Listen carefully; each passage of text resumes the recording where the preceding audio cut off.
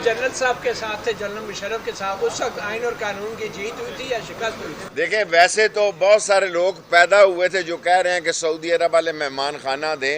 वो gate number 4 में पैदा हुए थे और डॉर्चेस्टर होटल में गाड़ी का इंतखाब कर रहे थे नवाज शरीफ साहब, और 1 साल हो गया भाई इधर वजीर आजम है और वो सऊदी अरब का मेहमान खाना मांग रहे हैं। हमारा मेहमान खाना उनका इंतजार कर रहा है। शेख साहब खुश हो गए और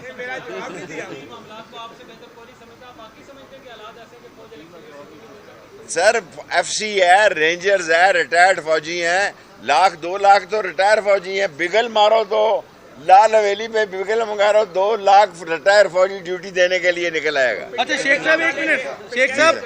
शेख साहब आप सियासी बंदे हैं, ये बताइएगा कि सियासी मसलहत की बात आपकी क्यों नहीं सुनी जा रही? अल्लाह के फजलो करम से देखें ना, जब सियासत की बात नहीं सुनी जाती सुप्रीम कोर्ट में आ जाती है।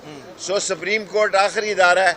पाकिस्तान का आइन ज़बा होने से और पाकिस्तान का कानून सुप्रीम कोर्ट ही बचाए। पल्ले बराबर है, ये नहीं भाई, तराजू अपनी जगह कायम है।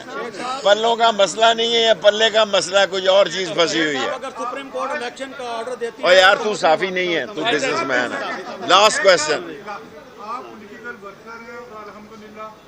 क्वेश्चन करें।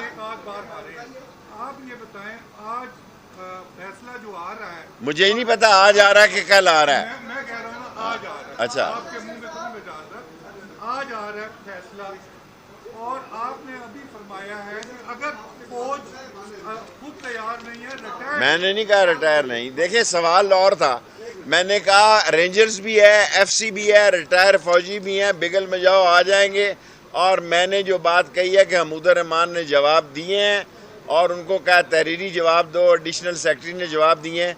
जो बात कही है उस पर ख़त्म करता हूँ, फवाद करेगा कि आइन और कानून की फतह होगी और सुप्रीम कोर्ट पाकिस्तान के आइन और कानून का झंडा बुलंद रखेगा। सबसे पहले तो मैं आपको आज की जो कुछ प्रोसीडिंग्स हैं उनके ऊपर बात करना चाहता हूँ।